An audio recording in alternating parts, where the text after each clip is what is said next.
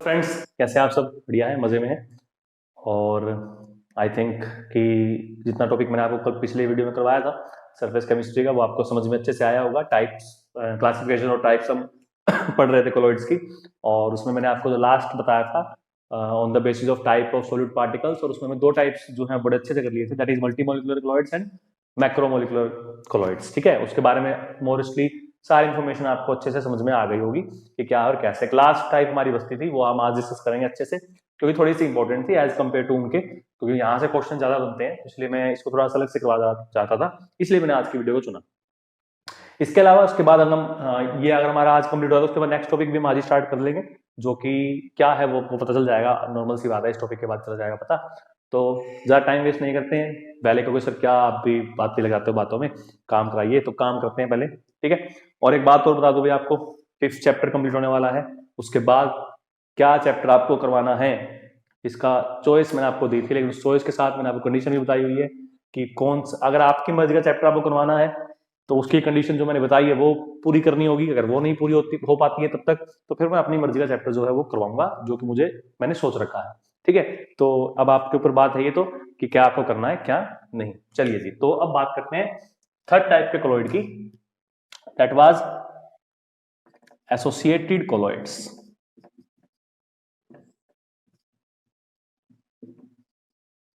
ठीक है, associated colloids. अब ये होते क्या है? देखिए भाई, अगर कोई भी केमिकल सब्सटेंस है, कोई भी इलेक्ट्रोलाइट हम मान लेते हैं, या कोई भी केमिकल सब्सटेंस मान लेते हैं, अगर मैं उसका थोड़ा सा अमाउंट किसी किसी सोलवेंट में डालता हूं, मान लीजिए आपका कोई सोलवेंट है, और इसके अंदर मैं क्या करता हूं, इसके अंदर मैं कोई केमिकल सब्सटेंस थोड़ा सा, बिल्कुल थोड़ा सा डालता हूं, बिल्कुल थोड़ा सा, तो वो क्या करेगा, वो बिल्कुल अच्छे से इसके अंदर जो है घुल जाएगा। ठीक है, और वो किसकी तरह बिहेव करेगा? सॉल्यूशन हमारा, वो सॉल्यूशन हमारा एक ट्रू सॉल्यूशन की तरह बिहेव करेगा। ठीक है, किसकी तरह बिहेव करेगा? ट्रू सॉल्यूशन की तरह। लेकिन कब? जब हमारा जो हमारा केमिकल सब्सटेंस है वो एट लो कंसेंट्रेशन या लो अमाउंट में प्रेजेंट है, तो वो जो सॉल्यूशन बनाएगा वो एक ट्रू सॉल्यूशन बनाएगा, और उस केस में जो हमारा केमिकल सब्सटेंस है वो बिहेव करेगा एक स्ट्रॉन्ग इलेक्ट्रोलाइट की तरह। ठीक है, क्योंकि स्ट्रॉन्ग इलेक्ट्रोलाइट क्या, कंप्लीट डिसोशिएट होता है। हमें स्ट्रॉन्ग इलेक्ट्रोलाइट की डेफिनेशन पता है हमें क्या होती है, कि ऐसे केमिकल सब्सटेंस जो कंप्लीटली आयंस में डिसोशिएट हो जाए, that is called strong electrolyte. तो यहां पर क्या होगा, जैसे वो थोड़ा सा अमाउंट उसका होगा, तो उसका जो बिहेवियर है वो एक स्ट्रॉन्ग इलेक्ट्रोलाइट की तरह होगा, और वो एक ट्रू सोल्यूशन बनाएगा। लेकिन अगर मैं क्या करता हूं, धीरे धीरे इसका अमाउंट बढ़ाता जाता हूं, धीरे धीरे इसका अमाउंट बढ़ाता जाता हूं, तो एक पर्टिकुलर कंसेंट्रेशन पर पहुंचने के बाद, एक पर्टिकुलर कंसेंट्रेशन पर पहुंचने के बाद वो बिहेव करना स्टार्ट कर देगा। हम हाई बोल सकते हैं कि हाई कंसेंट्रेशन पर पहुंचने के बाद वो आपका बिहेव करना स्टार्ट कर देगा एज ए कोलोइडल सॉल्यूशन। और दोनों में फर्क आपको पता होता है बेटा, कि ट्रू सॉल्यूशन क्या होता है और कोलोइडल क्या होता है। इसका फर्क मैं आपको पहले ही बता के आ चुका हूं। तो जो आप इन दोनों सॉल्यूशंस की प्रॉपर्टी चेक करोगे तो आपको इनकी प्रॉपर्टीज में बहुत से डिफरेंस देखने को मिलेंगे, और उसी बेस पे आप कह पाओगे कि ये ट्रू सॉल्यूशन है या एक कोलोइडल सॉल्यूशन है। तो हम क्या कह रहे हैं, हम ये कह रहे हैं कि एक कंसंट्रेशन पर पहुंचने के बाद, एक कंसंट्रेशन पर पहुंचने के बाद वो जो सॉल्यूशन आपका है वो ट्रू नहीं रहेगा, वो कोलोइडल बन जाएगा। और इस केस में जो आपके कोलोइड्स बनते हैं उनको हम बोलते हैं एसोसिएटेड कोलॉइड्स। ठीक है, तो एसोसिएटेड कोलॉइड कैसे बन रही है? जब कंसंट्रेशन थोड़ी, तो ये पार्टिकल सारे अलग अलग थे, दूर दूर थे, टूटे हुए तो अलग अलग थे। अब हुआ क्या होगा, हुआ ये होगा कि इनमें से कुछ पार्टिकल्स इकट्ठे हो गए होंगे, और इकट्ठे होकर एक नया तरह का पार्टिकल उन्होंने बना लिया होगा, जिसका साइज जो है वो कोलोइडल रेंज की साइज में होगा। तो उस टाइम पर उसको क्या कहेंगे, जो पार्टिकल इकट्ठे हो रहे हैं और इकट्ठे होकर वो एक नया पार्टिकल बना रहे हैं जिसकी साइज कोलोइडल पार्टिकल के साइज की रेंज की है, तो उसको हम बोलते हैं एसोसिएटेड कोलॉइड्स या मिसेल्स बोलते हैं। मिसेल आपने पढ़ा हुआ ना 10th क्लास के अंदर, मिसेल्स। तो मिसेल क्या है एक्चुअल में? मिसेल्स एक्चुअल में कोलोइडल सॉल्यूशंस ही होते हैं, या बनाने में हेल्प करते हैं। बेसिकली कोलोइडल पार्टिकल्स होते हैं, ये बोल सकते हैं कोलोइडल पार्टिकल्स होते हैं। बनते कैसे हैं? एग्जांपल देता हूं आपको मैं इसका, बड़ा अच्छा एग्जांपल है, बड़ा प्यारा एग्जांपल है, डेली लाइफ में आपका काम भी होता है उसका यूज।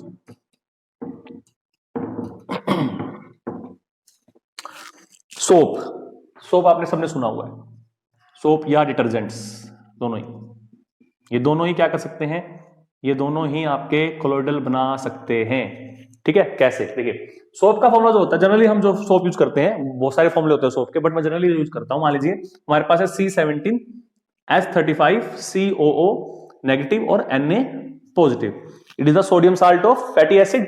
तो sodium salt of fatty acid है, जब इसको हम लो कंसेंट्रेशन पे रखते हैं तो नॉर्मल सी बात है पानी में जाने के बाद इस तरह से अलग अलग हो जाएगा, है ना, Na अलग हो गया और ये बाकी पूरा जो पार्टिकल है वो आपका अलग हो गया लो कंसेंट्रेशन पे। बट जैसे ही मैं सोप का अमाउंट पानी में बढ़ाना स्टार्ट करता हूं तो होता क्या है, होता ये है कि जो आपका ये वाला पोर्शन है, ये वाला पोर्शन है ना, अब इसको मैं कैसे दिखाऊंगा, देखिए ये जो है इतना पोर्शन, ये वाला C17H35 ये एक लॉन्ग हाइड्रोकार्बन चेन है, ऑर्गेनिक में पढ़ गया है ना, लॉन्ग हाइड्रोकार्बन चेन है, तो चेन को मैं इस तरीके से दिखा सकता हूं, इस तरीके से जिगजैग चेन, पढ़ा ना मैं स्ट्रक्चर ऐसा, तो ये एक जिगजैग चेन इस तरीके से है। ठीक है, इसमें यहां पर हर एक में कितने कार्बन होंगे, 17, 1 2 3 4 5 6 7 8, इस तरह से 17 होंगे। ठीक है, उसके बाद यहां पर क्या है हमारा, यहां पर हमारा CO नेगेटिव का जो पार्टिकल है या जो पार्ट है वो हम यहां दिखाते हैं इस तरीके से, जिस पर नेगेटिव चार्ज है। ठीक है, तो ये क्या हो गया उसका, ये उसका हेड हो गया और ये उसकी टेल हो गई। ठीक है, तो टेल किससे बनी है, टेल आपकी बनी है हाइड्रोकार्बन पार्ट से। ये आपका हाइड्रोकार्बन जो पार्ट है ये आपका क्या है, ये आपका बिहेव करता है टेल की तरह। ठीक है, और जो ये वाला पार्ट है आपका, ये आपका काम करता है हेड की तरह, जो CO नेगेटिव पार्ट आपका है वो हेड की तरह काम करता है। CO नेगेटिव कोई जरूरी नहीं है भाई, वो डिपेंड करता है कि क्या हम ले रहे हैं, सोप ले रहे हैं डिटर्जेंट ले, क्योंकि सोप में बेसिकली हमारे पास कार्बोक्सिलिक एसिड के सॉल्ट होते हैं, इसलिए हम यहाँ पर CO नेगेटिव लिखा रहे हैं। डिटर्जेंट में बेसिकली आपके पास सल्फोनिक एसिड के सॉल्ट होते हैं, या दो तीन तरह के होते हैं, कीटानिक का हम पढ़ेंगे आगे, तो उसके बेस पे अलग अलग टाइप के डिटर्जेंट्स आपके हो सकते हैं। ठीक है, तो कोई जरूरी नहीं है कि नेगेटिव ही हो, ऐसा कोई जरूरी नहीं है, बट सिर्फ एग्जांपल यहाँ पे क्योंकि ये दिख रहा है इसलिए हम यहाँ पर नेगेटिव ले रहे हैं। ओके, अब होता क्या, देखिए होता ये है कि जो ये वाला पार्ट आपका है, जैसे इनका अमाउंट बढ़ना स्टार्ट कराते हैं, कंसंट्रेशन इसकी बढ़ानी स्टार्ट करते हैं, तो जो ये वाला अमाउंट है ये ज्यादा हो जाएगा। तो उसमें होता क्या है, जो ये चेन, ये टेल है आपकी, जो टेल आपकी, ये टेल आपकी ऑर्गेनिक कंपाउंड है, प्योर ऑर्गेनिक है। इट मींस के पानी की तरफ अट्रैक्ट तो नहीं हो सकती है, बिकॉज ऑर्गेनिक कंपाउंड पानी में नहीं घुलते हैं, तो ये पानी में तो नहीं अट्रैक्ट हो सकती है। दैट मींस कि ये कैसा पोर्शन बन गया, ये आपका हाइड्रोफोबिक पोर्शन बन गया।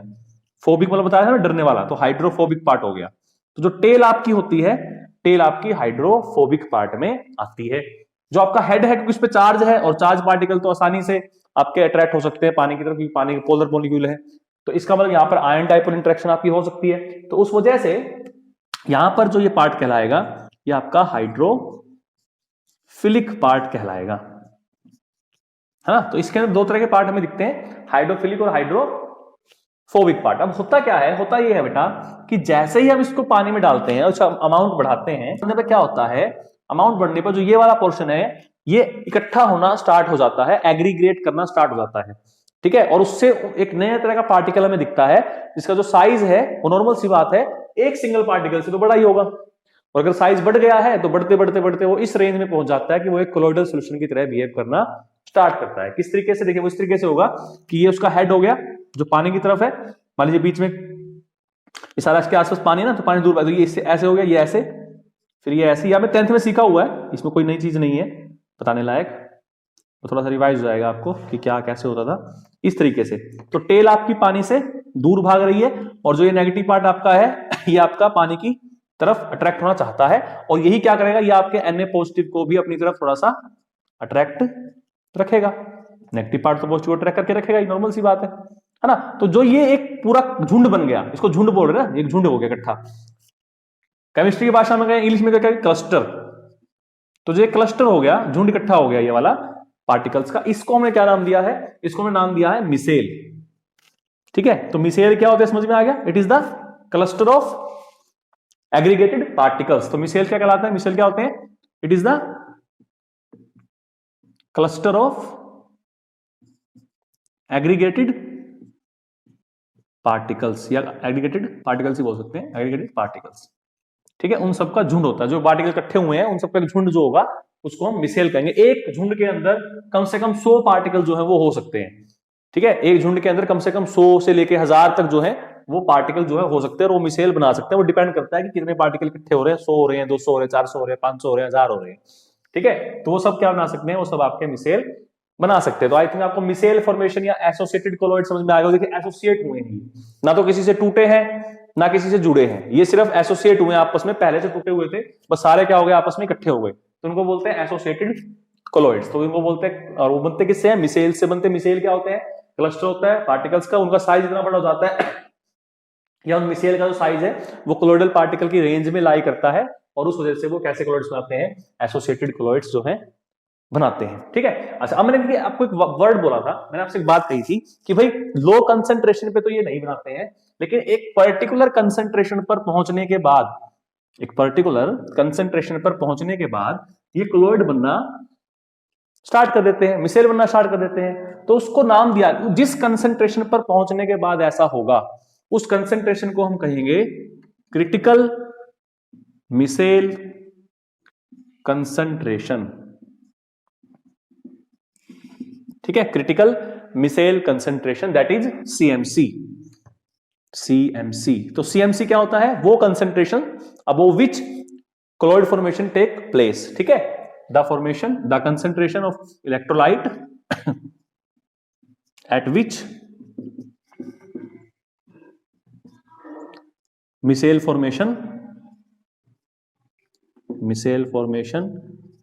फॉर्मेशन टेक्स प्लेस, ठीक है। तो उसको हम क्या बोलते हैं, उसको हम उसकी क्रिटिकल मिसेल कंसंट्रेशन बोलते हैं। अलग अलग केमिकल्स की अलग अलग होती है, सबकी एक जैसी नहीं होती है। जैसे अगर हम सोप की बात करें तो सोप के लिए जो कंसंट्रेशन होती है critical micelle concentration, that is 10⁻³ mole per litre होती है भैया, ठीक है। तो इस कंसंट्रेशन के बाद वो मिसेल बनाना स्टार्ट कर सकता है, तो ये उसकी कंसंट्रेशन होती है। दूसरी बात, इसमें एक टर्म और कई बार यूज करते हैं, हालांकि उसका यूज बहुत कम ही होता है, लेकिन फिर भी कई बार उसका यूज करने का आपको मिल जाता है, और उसको क्या बोलते हैं, उसको बोलते हैं क्राफ्ट टेम्परेचर। क्या बोलते हैं, क्राफ्ट टेम्परेचर। कई बार आपसे एक नंबर में आपसे पूछ लिया जाता है कि क्राफ्ट टेम्परेचर क्या होता है, what is craft temperature.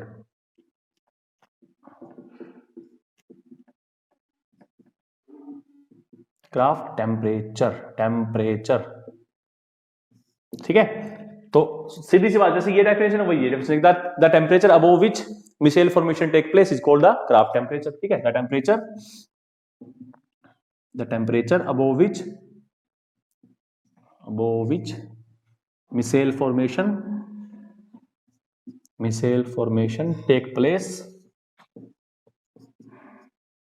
Take place is called Kraft temperature. तो डेफिनेशन आपको समझ में आनी चाहिए।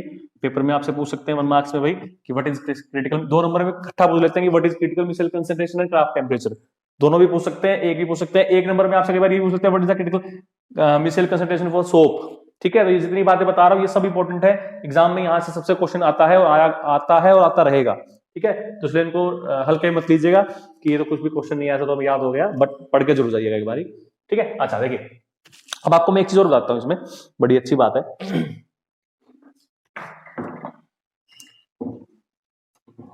काम की बात है, नीट के लिए काम आती है ज्यादातर तो, ठीक है। जो हमने कोलिगेटिव प्रॉपर्टी पढ़ी थी, कोलिगेटिव प्रॉपर्टी जो हमने पढ़ी थी वो हमने ट्रू सॉल्यूशन के लिए पढ़ी थी ना, सेकंड चैप्टर में। कोलिगेटिव सॉल्यूशन भी तो सॉल्यूशन ही है, क्या उसके लिए हम कोलिगेटिव प्रॉपर्टी पढ़ सकते हैं, बिल्कुल पढ़ सकते हैं, लेकिन जितनी एग्जैक्ट और जितनी सही वैल्यू ट्रू सॉल्यूशन के लिए आती है उतनी सही और उतनी एग्जैक्ट वैल्यू आपकी कोलिगेटिव सॉल्यूशन के लिए नहीं आती है। तो कोलिगेटिव सॉल्यूशन के लिए कोलिगेटिव प्रॉपर्टी हम नहीं पढ़ते हैं, क्योंकि उसके लिए इतनी खास रिजल्ट हमारे जो है नहीं आते हैं जैसे हम ट्रू सॉल्यूशन में रिजल्ट मिलते हैं। तो एक बात तो आपकी हमेशा ध्यान रखिएगा कि कोलिगेटिव प्रॉपर्टी की वैल्यू में बहुत ज्यादा एरर आता है in case of colloidal solution than true solution, ठीक है। तो इसलिए इसको नहीं पढ़ते। दूसरी बात, जब तक सॉल्यूशन ट्रू था तो हमारा जो केमिकल है वो कैसे बिहेव कर रहा था, स्ट्रॉन्ग इलेक्ट्रोलाइट की तरह बिहेव कर रहा था। इट मींस कि जब उस केस में आयंस क्या थे, आपके बहुत ज्यादा फ्री थे, क्योंकि आयंस फ्री थे तो उससे उसकी कनेक्टिविटी पे भी असर पड़ेगा, तो उसकी जो मोलर कनेक्टिविटी होगी वो कैसी होगी, हाई होगी। तो अगर मैं आपको ग्राफ प्लॉट करने को बोलूं कि भैया ये उसकी कंसंट्रेशन है इलेक्ट्रोलाइट की, और ये उसकी कनेक्टिविटी है। तो जब वो लो कंसेंट्रेशन पे था तो वो आपका बिहेव कर रहा था as a strong electrolyte, that means कि उस टाइम पर उसकी जो कनेक्टिविटी होगी वो बहुत हाई होगी। ठीक है, अब जैसे जैसे कंसेंट्रेशन बढ़ेगी तो नॉर्मल सी बात है वो ट्रू सॉल्यूशन की तरह बिहेव करना कम कर देगा, तो कनेक्टिविटी भी धीरे धीरे क्या हो जाएगी, कम हो जाएगी। अब एक कंसेंट्रेशन पर पहुंच के उसके बाद वो क्या बना लेगा उसके बाद वो मिसेल बना लेगा, और अगर वो मिसेल बना लेगा तो उसकी कनेक्टिविटी पे बहुत ज्यादा असर पड़ेगा, क्योंकि वो स्ट्रॉन्ग इलेक्ट्रोलाइट की तरह बिहेव नहीं करेगा। तो हम कनेक्टिविटी की हेल्प से क्या कैलकुलेट कर सकते हैं बेटा, कनेक्टिविटी की हेल्प से हम क्रिटिकल मिसेल कंसंट्रेशन कैलकुलेट कर सकते हैं, क्योंकि जिस कंसंट्रेशन के बाद इस तरह का ग्राफ आना स्टार्ट हो गया तो हम ये कह सकते हैं कि वो कंसंट्रेशन क्या है, उसकी क्रिटिकल मिसेल कंसंट्रेशन है, और उस कंसंट्रेशन के बाद उसने क्या बनाना शुरू कर दिया, कोलोइडल सॉल्यूशन बनाना स्टार्ट कर दिया। तो एक ये पॉइंट बहुत काम का आपका है कि अगर हमें सीएमसी किसी कैलकुलेट करनी हो तो how can we calculate the CMC, and the method is to calculate their connectivity. If there is a change in the connectivity of the solution, that means there is a formation of colloids, and at that concentration we can say that it is a critical micelle concentration. Okay, तो ये आपका एक topic था critical micelle concentration का। अच्छा, अब एक बिल्कुल छोटा सा टॉपिक और है, हालांकि किसी काम का तो मुझे लगता नहीं है, पर फिर भी मैं आपको बता देता हूं कि क्या होता है क्या नहीं।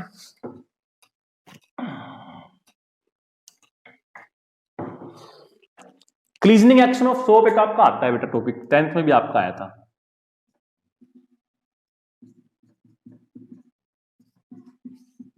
ठीक है, मैं इसकी कोई थ्योरी नहीं बता रहा आपको, बस डायग्राम से वो समझाने की कोशिश करूंगा कि साबुन जो है कपड़ा साफ कैसे करती है। कपड़े साफ करने सबको आते होंगे, आपको वॉशिंग मशीन में डाल दो, साबुन डाल दो, घुमा दो, लेकिन वो साबुन क्या काम कर रही है, साबुन को जब पानी में डाल रहे हैं तो नॉर्मल सी बात है कि वो कोलॉइड बनाएगी, और उन कोलॉइड या मिसेल बनने की वजह से ही कपड़ा क्या हो रहा है, साफ हो रहा है। तो इसका मतलब मिसेल फॉर्मेशन हमारे लिए अच्छी चीज है, अगर मिसेल फॉर्मेशन ना होती तो शायद कपड़ा अच्छे से साफ नहीं हो सकता था। दैट्स वाई हम पढ़ रहे हैं कि मिसेल किस तरीके से कपड़े को साफ करने में हेल्प करते हैं। ठीक है, चलिए देखिए होता क्या, होता ये है कि जो हमारे कपड़ों पर दाग लगते हैं वो नॉर्मली उनमें जो केमिकल्स होते हैं वो ऑर्गेनिक तरह के होते हैं, जैसे ऑयल गिर गया खाने के टाइम पर, खाना सब्जी गिर गई कपड़े पे, तो सब्जी में भी क्या हम ऑयल यूज करते हैं, घी या तेल यूज करते हैं ना, तो वो भी ऑर्गेनिक कंपाउंड है आपका। या और कोई पेट्रोल लग गया, डीजल लग गया, कुछ भी मतलब ऐसा दाग जो कपड़ा का नहीं हट रहा है नॉर्मली, हाथ पानी नॉर्मल पानी से नहीं हट रहा है, उसका मतलब वो सारे किस नेचर के हैं, वो आपके ऑर्गेनिक नेचर के हैं। तो अगर वो ऑर्गेनिक नेचर के हैं तो होता क्या है, मान लीजिए मेरे पास कोई मेरा छोटा सा कपड़ा है, ठीक है, इस कपड़े के ऊपर क्या लगा हुआ है, इस कपड़े के ऊपर एक छोटा सा दाग लग गया, तो ये हमने उस पर दाग मान लिया जो ऑर्गेनिक नेचर का है। ठीक है, इस पे एक दाग लग गया। ओके, तो होता क्या है, क्योंकि ये खुद ऑर्गेनिक नेचर का है और केमिस्ट्री कहती है जो जैसा होता है उसको वैसे को अट्रैक्ट करता है। तो हम जब साबुन डालते हैं तो साबुन का जो हाइड्रोफोबिक पार्ट है, जो टेल पार्ट है, वो नॉर्मल सी बात है वो एक ऑर्गेनिक पार्ट थी, तो क्योंकि वो एक ऑर्गेनिक पार्ट थी तो किसकी तरफ अट्रैक्ट होगी, इस ऑर्गेनिक हिस्से की तरफ अट्रैक्ट होगी। तो टेल कहां रह गई, टेल तो यहां आ गई, उसने तो इस दाग के साथ बॉन्ड बना लिया, है ना, और जो हेड पार्ट था नॉर्मल सी बात तो पानी की तरफ रहेगा इस तरीके से। ऐसा नहीं कि सिर्फ यही होगा, ये तो मैं ऐसे दिखा रहा हूं, तो अगर मैं कपड़ा बिल्कुल फ्लैट रखता हूं तो हो सकता है कि ऐसे बिल्कुल, अगर फ्लैट रखता हूं तो शायद ऊपर से बना ले, तो हो सकता है कि देखो इस तरह चारों से बना सकता था इस तरीके से। ठीक है, समझने के लिए तो हम ऐसे भी कर सकते हैं, भैया ये चारों से क्या बन गया, मिसेल बन गया, एग्रीगेट हो गया तो मिसेल बन गया मतलब, और मिसेल के सेंटर में क्या आ गया, ऑर्गेनिक पार्ट आ गया हमारा, और बाहर की तरफ क्या है हमारा, पानी रे पानी, तेरा रंग कैसे बाहर की तरफ पानी है ना। तो साफ दिख रहा है कि जब पानी मूव करेगा, पानी बाहर निकलेगा कंटेनर से, तो जो ये पार्ट है, हेड पार्ट है, ये भी पीछे पीछे क्या होगा, पानी की तरफ होगा, तेरा पीछा ना छोड़ेंगे सोनिए, तो पीछा करते करते ये पानी की तरफ चल जाएंगे। अब ये जाएंगे तो जहां जहां सिर जाएगा वहां वहां पूंछ जाएगी, तो पूंछ भी हिलती हिलती हिलती हिलती हिलती पीछे पीछे हो लेगी। पूंछ किससे जुड़ी हुई है, डस्ट पार्टिकल से, तो नॉर्मल सी बात है जैसे पूंछ जाएगी तो साथ में डस्ट पार्टिकल भी पिछू पिछू हो लेगा, तो डस्ट पार्टिकल पिछू पिछू हो लिया। अब डस्ट पार्टिकल हो गया पिछू पिछू, पानी में मिल गया, तो कपड़ा क्या हो गया हमारा, साफ हो गया, कपड़े को उसमें से निकाला, हिलाया, कपड़ा साफ, है ना। तो ये था हमारा cleansing action of soap. Hydrophobic part क्या होता है वो पहले बता चुका था आपको, हाइड्रोफिलिक क्या होता है वो पहले बता चुका था आपको, तो ज्यादा कुछ बताने का था नहीं, सिंपल सी इसकी मैकेनिज्म थी वो मैंने आपको बता दी। इसको आप थ्योरेटिकली खुद भी लिख सकते हो, पेपर में बुक से भी ढूंढ के आपको मिल जाएगी, इतनी मुश्किल चीज नहीं है, सिर्फ समझने की चीज थी, वो मैंने आपको समझा दी। क्लियर हो गया, तो कपड़ा धोना आ गए, अब तो कपड़े अपने आप धो सकते हो ना आप। ठीक है, तो आज से आप अपने कपड़े अपने आप धोने की ट्राई कीजिएगा, साबुन से या डिटर्जेंट से, दोनों की मैकेनिज्म सेम होती है। ठीक है, तो ये हमारे क्लासिफिकेशन ऑफ क्लोइड जो है वो कंप्लीट हो गई भाई। अब हम एक नया टॉपिक स्टार्ट करने वाले हैं आज, जो कि बहुत ही आसान सा और बहुत ही अच्छा टॉपिक माना जाता है। तो आज हम वो स्टार्ट करते हैं अब।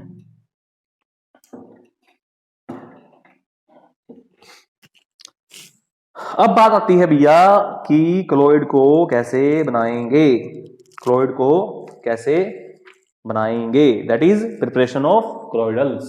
ठीक है, preparation of method of preparation.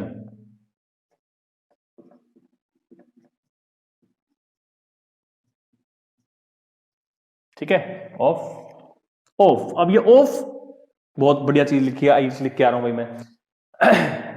हमने दो तरह के क्लोइड्स पढ़े हैं, लायोफिलिक और लायोफोबिक। अगर आपको ध्यान में हो तो लायोफिलिक क्लोइड्स को बनाना बहुत ही आसान है, बस उनको मिक्स कर दीजिए दोनों को, सॉल्यूट को और सॉल्वेंट को, या डिस्पर्स फेज और डिस्पर्सन मीडियम को आप मिक्स करके आसानी से क्लोइड जो है वो बना सकते हैं। उसमें कोई ज्यादा मंत्र पढ़ने की जरूरत आपको नहीं है, कोई ज्यादा स्पेशल मेथड लगाने की जरूरत नहीं है। इसका मतलब उनके पढ़ने की जरूरत भी नहीं है। तो इट मीन्स कि जो हम मेथड सब पढ़ेंगे सारे के सारे, वो हम किस क्लोइड्स के लिए पढ़ेंगे? लायोफोबिक क्लोइड के लिए पढ़ेंगे, क्योंकि लायोफोबिक क्लोइड्स को बनाना थोड़ा सा मुश्किल है, सिंपल मिक्स करने से वो नहीं बनते हैं। इट मींस कि हमें कुछ स्पेशल मेथड्स अप्लाई करने पड़ेंगे, और वो स्पेशल मेथड्स ही हम अब पढ़ेंगे। तो जनरली आपको ध्यान रखना है कि हम इस चैप्टर में जो मेथड्स पढ़ रहे हैं वो मेथड्स हम लायोफोबिक क्लोइड्स के लिए पढ़ रहे हैं, ना कि लायोफिलिक क्लोइड्स के लिए पढ़ रहे हैं। ये बात ध्यान में आई, पेपर में कई बार आपसे पूछ लेते हैं कि this method is used for which type of colloids, तो आंसर इज लायोफोबिक। लायोफिलिक का कोई मेथड हम नहीं पढ़ रहे हैं, हम सिर्फ और सिर्फ लायोफोबिक के ही मेथड पढ़ रहे हैं, फिलिक के नहीं, ध्यान रखिएगा। ठीक है, तो मैं जनरली तो लिख क्लोइड ही रहा हूं यहाँ पे, बट ध्यान रखिएगा ये मेथड अप्लाई किस पे होते हैं? मोस्टली लायोफोबिक क्लोइड्स पे ही होते हैं। ठीक है, तो method of preparation of colloids. ठीक है, method of preparation of colloids. Marker देख लेते हैं भैया, इस मार्कर में अब जान थोड़ी सी मुझे लगता है कम बच गई, तो नया मार्कर लेते हैं जिसमें जान ज्यादा हो, थोड़ी सी चेक करते हैं। ठीक है, चलिए, तो दो तरीके से हम क्लोइड्स बना सकते हैं भाई। या तो हम यूज कर सकते हैं फिजिकल मेथड, जो कि बहुत ही आसान है, इनमें एक ही मेथड ऐसा जो इंपॉर्टेंट है आपका फिजिकल मेथड में, and second one is chemical method. यहां से बहुत क्वेश्चन आते हैं केमिकल मेथड से पेपर में आपके, दोनों ही, नीट में भी और इसके अलावा आपके बोर्ड में भी, दोनों के ये ज्यादा इंपॉर्टेंट मानता हूं मैं, क्योंकि यहां से मुझे क्वेश्चन हर बार देखने को मिलता है पेपर के अंदर। मोस्टली टीचर इसमें से क्वेश्चन देना पसंद करता है as compare to physical method. यहां से क्वेश्चन आपको बहुत कम देखने को मिलते हैं, बट फिर भी हम दोनों पढ़ेंगे, फिजिकल मेथड भी और केमिकल मेथड भी। ठीक है, चलिए, तो अब बात करते हैं कि फिजिकल मेथड कौन कौन से हो सकते हैं। ध्यान रखिएगा, हमेशा ध्यान रखिएगा कि जो फॉर्मूला मेथड हम पढ़ रहे हैं किसके लिए पढ़ रहे हैं? लायोफोबिक क्लोइड्स के लिए ही पढ़ रहे हैं, फोबिक के लिए, फिलिक के लिए नहीं पढ़ रहे हैं। जितने भी मेथड हम अप्लाई करेंगे वो लायोफोबिक के लिए करने की कोशिश करेंगे, लायोफिलिक के लिए नहीं कर रहे हैं। ठीक है, तो पहले बात करते हैं फिजिकल मेथड की।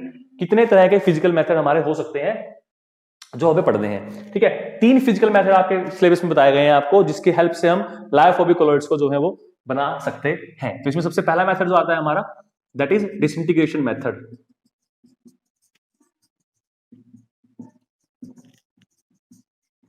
ठीक है, बहुत आसान सा मेथड है, डिस्कस करेंगे बार बार से, बट पहले मैं आपको बता देता हूं कि सबसे पहले हम जो पढ़ेंगे दैट इज डिस्कशन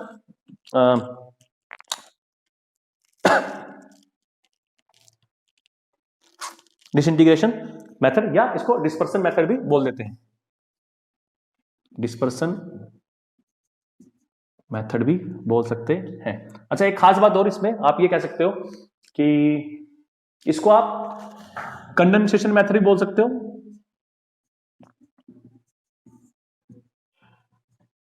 ठीक है, और यहां इसको हम डिस्पर्सन मेथड भी बोल सकते हैं। ठीक है, तो यहां पर आप डिसइंटीग्रेशन कर लीजिए, बस डिस्पर्सन रहने दीजिए, फिजिकल में आते थे आपको। तो डिसइंटीग्रेशन मेथड जो है वो हमें एक तो पढ़ना है, मैकेनिकल डिसइंटीग्रेशन बोलते हैं इसको। सिंपल डिसइंटीग्रेशन बोल सकते हो, उसको मैकेनिकल डिसइंटीग्रेशन बोल सकते हो, कोई दिक्कत नहीं है। इसके अलावा दूसरा हमें पढ़ना है इसके अंदर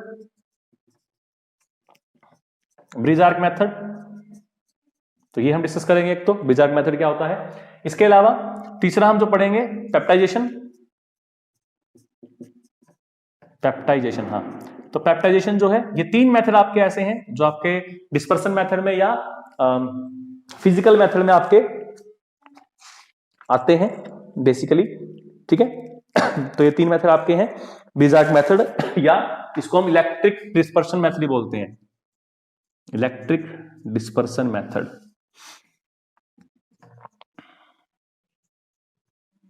ठीक है, तो ये तीन तरह के मेथड हमें फिजिकल मेथड या डिस्पर्सन मेथड में पढ़ने हैं। कंडेंसेशन में फिर हमारे केमिकल मेथड आ जाएंगे, वो हम बाद में डिस्कस करेंगे, बट फिलहाल हम डिस्कस करेंगे डिसइंटीग्रेशन। तो पहले डिसइंटीग्रेशन मेथड के बारे में बताता हूँ, फिर हम बाकी के दो मेथड्स पे भी आते हैं।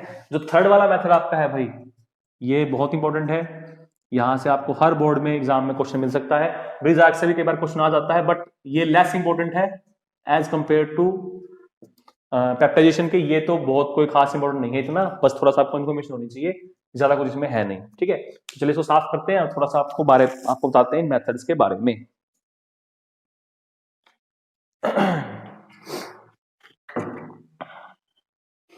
आपके गांव में, आपके घर के आसपास आपने चक्की देखी होगी आटा पीसने की, देखिए?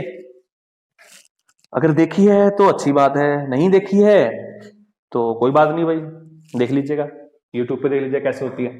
इसमें क्या कर रहे हैं, इसमें हम डिस्पर्स कर रहे हैं। डिस्पर्स का मतलब कि पार्टिकल का साइज बड़ा है, उसको छोटा लेके आ रहे हैं, छोटा मतलब कोलोइडल रेंज में लेके आ रहे हैं, इसलिए इसका नाम डिस्पर्सन मेथड। डिस्पर्स करना मतलब मैंने बताया था आपको कि पार्टिकल का साइज बड़ा होता है, वो फैल जाता है, छोटे छोटे पार्टिकल्स में टूट जाता है। तो इसमें हम क्या कर रहे हैं, हम डिस्पर्स कर रहे हैं। कंडेंसेशन में क्या करना है, कंडेंस करना है, इकट्ठा करना है, मतलब पार्टिकल का साइज सॉल्यूशन, ट्रू सॉल्यूशन जितना है उसको बड़ा कर करके कोलोइडल रेंज में लेके आना है। तो ये दोनों में फर्क है, यहाँ पर बड़ों को छोटों में लेके आना है, यहाँ पर छोटों को बड़े में लेके आना है। ठीक है, तो बड़ों को छोटे में लाने के लिए हम फिजिकल मेथड यूज कर रहे हैं, छोटों को बड़े में लाने के लिए हम केमिकल मेथड यूज कर रहे हैं। ये बात समझ में आ गई, क्लियर हो गई आपको बात? चलिए, तो डिसइंटीग्रेशन में क्या करना है, इसमें हमारे पास क्या होती है, एक मेटल की बनी हुई चक्की होती है, चक्की बोल सकते हैं ना उसको, मेटल की बनी हुई एक गोल गोल घूमने वाली चक्की होती है। ठीक है, तो मैं चक्की थोड़ी सी दिखा देता हूं आपको कि किस तरह की चक्की होती है। मैं थ्योरी नहीं लिख रहा भाई, मैं सिर्फ समझा रहा हूँ, थ्योरी लिखने का काम अपना आपका है, मैं इतनी लंबी थ्योरी बोर्ड पे लिख सकता हूँ, मैं सिर्फ समझा सकता हूँ, बाकी काम आपका है। ठीक है, बुक से आप पढ़ सकते हो, आपके पास बुक्स अवेलेबल है, नोट्स अवेलेबल होंगे, नहीं हो तो मैं करवा दूंगा नोट्स अवेलेबल, कोई दिक्कत नहीं है, बट आप सिर्फ समझिए कंसेप्ट को पहले। तो यहाँ पर क्या होता है, यहाँ पर हम एक चक्की लेते हैं और ये मैंने एक चक्की बना दी इस तरह से घूमने वाली। ठीक है, तो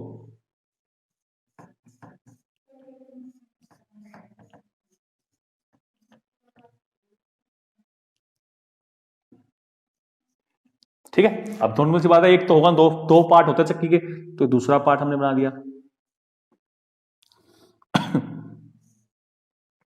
इस तरीके से।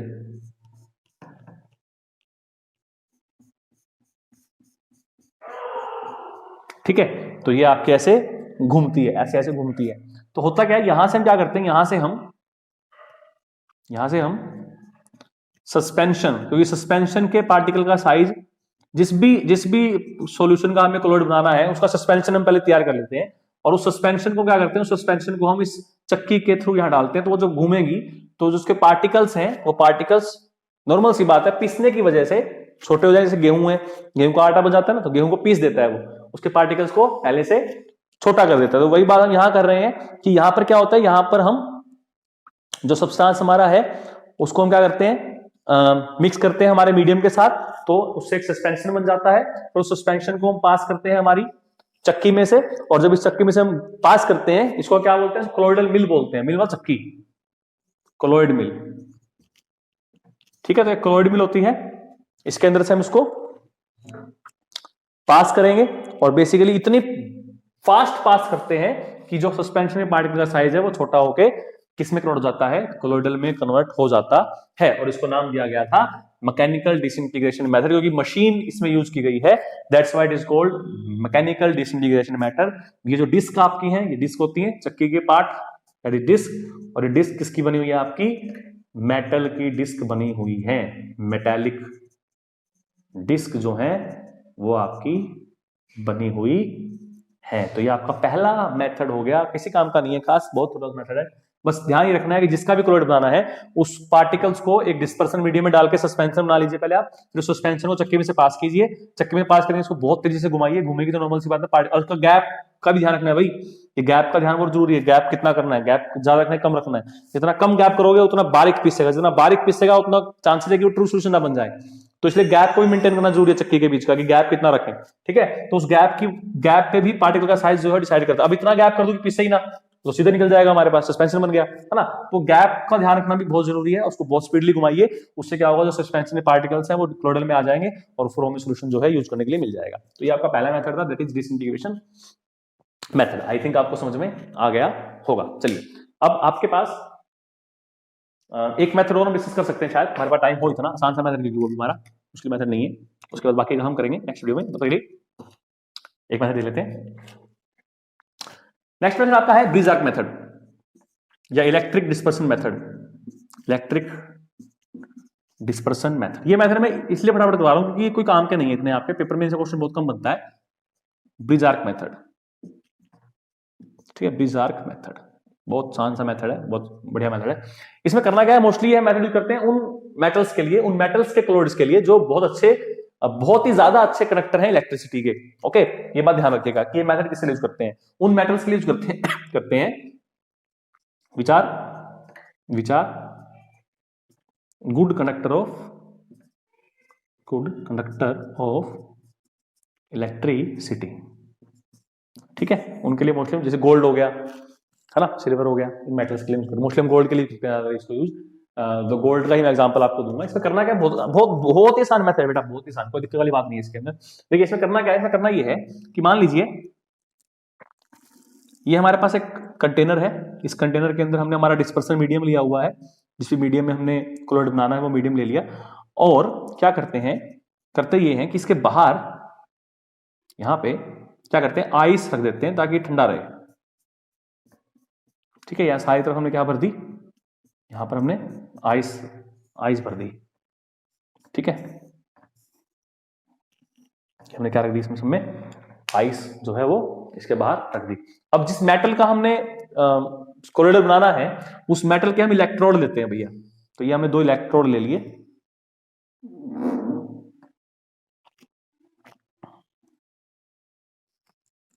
इस तरह से, ठीक है, और इनको कनेक्ट किससे कर देते हैं, इनको कनेक्ट कर देते हैं इलेक्ट्रिसिटी के सोर्स के साथ जो उसमें करंट पैदा करेगा, ठीक है। होता क्या है, होता ये है, जैसे ही हम करंट पास करते हैं तो यहां पर इन दोनों इलेक्ट्रोड के बीच में एक आर्क बनती है, इलेक्ट्रिक आर्क बनती है, ठीक है, एक चिंगारी से हम कह सकते हैं कि एक इलेक्ट्रिक आर्क बनती है, और उस इलेक्ट्रिक आर्क की गर्मी से उसमें इतनी हीट होती है, उस इलेक्ट्रिक आर्क में इतनी हीट होती है कि वो क्या करती है, इन गोल्ड के पार्टिकल्स को, ये गोल्ड का बना हुआ है भाई, हम गोल्ड ले रहे हैं यहाँ पे, इन गोल्ड के पार्टिकल्स को वो ब्रेक कर देती है, डिस्पर्स कर देती है, और डिस्पर्स होके वो कहां आते हैं, वेपराइज हो जाते हैं। तो वेपराइज होके कहां जाते हैं, वो वेपराइज होके आपके वो इस डिस्पर्सन मीडियम में आते हैं, क्योंकि डिस्पर्सन मीडियम ठंडा है, तो ठंडा होने की वजह से क्या हो जाते हैं, as it is colloidal range में बन जाते हैं। तो इसका मतलब यहां पर क्या करना है, इलेक्ट्रिसिटी की हेल्प से हम इन मेटल पार्टिकल्स को डिस्पर्स कर रहे हैं, किसके अंदर, इस डिस्पर्सन मीडियम के अंदर, इसलिए इसको नाम दिया गया इलेक्ट्रिक डिस्पर्सन मेथड, क्योंकि हम इसमें इलेक्ट्रिसिटी का यूज कर रहे हैं। तो जनरली होता क्या, ये आइस हमने इसलिए रखी है ताकि ये सॉल्यूशन ठंडा रखे, और जो हमारे पार्टिकल्स निकल के आए गर्मी की वजह से, हीट की वजह से, आर्क की हीट की वजह से, वो फटाफट से क्या बन जाए, आपके कोलोइडल पार्टिकल्स में कन्वर्ट हो जाए। तो ये आपका सेकंड जो मेथड था वो था आपका, that is electric dispersion method, या इसी को हम क्या बोल सकते हैं, ब्रिज आर्क मेथड जो है वो बोल देते हैं, ठीक है। तो ये मेरे ख्याल से आपको समझ में आ गया होगा कि किस तरीके से हम कर सकते हैं। अच्छा, इसमें जो कोलोइडल सॉल्यूशन बनता है भाई, कई बार वो स्टेबल नहीं होता है, क्योंकि लाइफोबिक वैसे भी स्टेबल नहीं होते हैं, तो स्टेबल करने के लिए क्या करते हैं, थोड़ा सा हम इलेक्ट्रोलाइट ऐड कर देते हैं, और इस केस में जो हम इलेक्ट्रोलाइट करते हैं ऐड, वो पोटेशियम हाइड्रोक्साइड जो है वो कई बार यूज कर लेते हैं, स्मॉल अमाउंट ऑफ KOH जो है वो हम यूज कर सकते हैं, ठीक है। तो ये आपके 2 मेथड हमने आज आपको बता दिए। एक मेथड रहेगा पेप्टाइजेशन का फिजिकल में, वो बहुत ही इंपॉर्टेंट मेथड है, इसलिए मैं वो कल बताऊंगा, साथ में कल केमिकल मेथड भी कंप्लीट कर लेंगे, क्योंकि ये मेथड कुछ लंबे नहीं, छोटे छोटे मेथड है आपके, बड़ी इंपॉर्टेंट है, पेपर में आ जाते हैं। तो उसके बाद फिर नेक्स्ट टॉपिक देखें क्या है। अब आपका चैप्टर बहुत थोड़ा रह गया, प्रिपरेशन मैथ्स प्रिपरेशन के बाद तो कुछ खास लंबा टॉपिक बचता नहीं है आपका, 2-3 वीडियो का टॉपिक और रह जाएगा बस, उसके बाद चैप्टर कंप्लीट। उसके बाद आप सोचिएगा कि क्या करना है, और मैं भी सोच रखा है क्या करना है, तो बताइए आपको कैसे क्या करना है। तो मिलते हैं नेक्स्ट वीडियो में, तब तक देखते रहिए कैमवेदा और सीखते रहिए केमिस्ट्री, प्यार करिए केमिस्ट्री से, एंड चैनल को भी शेयर लाइक सब्सक्राइब करते रहिए भाई, जितना ज्यादा हो सके उतना अच्छा है आपके लिए भी, मेरे लिए भी, क्योंकि उतनी मेरे को मोटिवेशन मिलेगी, उतना मैं इंस्पायर होऊंगा कि हाँ बच्चे देखना चाहते हैं, तो चलिए मैं और भी वीडियो बनाऊंगा। हो सकता है मैं ज्यादा टाइमिंग बढ़ा दूं वीडियो की, भाई मैं आधे घंटे की बनाता हूँ, शायद मैं 45 मिनट की कर दूं, या मैं 1 घंटे की बनाने लग जाऊँ, वो आप पे डिपेंड करता है कि आप मुझे कितना मोटिवेट करते हो, ठीक है। तो ज्यादा बातें नहीं करते हैं, पढ़िए और पढ़ाइए, मौज मारिए, ऑल द बेस्ट।